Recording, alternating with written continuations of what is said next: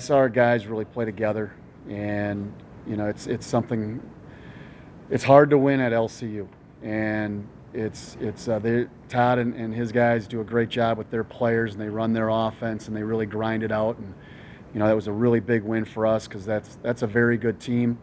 And then we got them on Thursday at our place as well. But to beat somebody back to back, it's never easy because everybody makes adjustments and just kind of the mental aspect. So really proud of our guys. All of our guys played really well, from Julius on down to Journey Phillips coming in and getting a charge at our place to end the half. That was a big play for us, and those are momentum plays, and you need guys like that don't play a lot of minutes that come in and make big plays. In terms of fatigue and energy level, having to have that quick of a turnaround, I mean, how do you think the guys are feeling right now? I think the guys are feeling good because we've played pretty well, and I think it really helps playing that Thursday night game at home and then go on the road on Saturday. Wanted to go down there and practice, but they had some games scheduled. A couple of years before, they came up and we beat them on a Thursday down at their place, and then they came up and practiced Friday at our place and then beat us at our place. And that was a really nice win for them. And so it was big for us because we didn't get a shoot around down there. We didn't get a practice. You drive the couple hours down to Lubbock and play, and our guys were focused and ready to go. So I give our guys a lot of credit for that. Then you snag, the LSC regular season championship Yep. there. How are y'all keeping that momentum going into the tournament this weekend? Yeah, I think that's big to win the Lone Star Conference, especially when there's 16 teams. To get 20 wins is really, really tough. And I give Angelo a lot of credit. I mean, they won 19 games. They were right nipping at our heels, and if we would have lost, we would have been co-champs.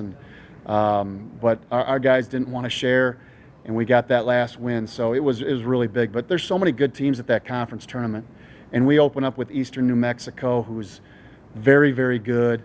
We've recently played them, and they've lost a couple games here lately. So they're going to go over. They've got nothing to lose.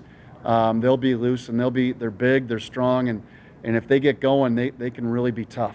And if we can get by that one, we've got DBU or St. Ed's, and I know St. Ed's wants another crack at us, and DBU has always given us trouble in the conference and the conference tournament. They snapped our home winning streak a couple of years ago when we were up to 40-some. They beat us at our place. So a couple really tough teams that we'd have to get through, and if we're lucky enough to get to that championship game, then it's anything goes. Your sons are heading down to LSU tomorrow to play basketball too. Yep. Is it just something about y'all's bloodline that likes playing down there?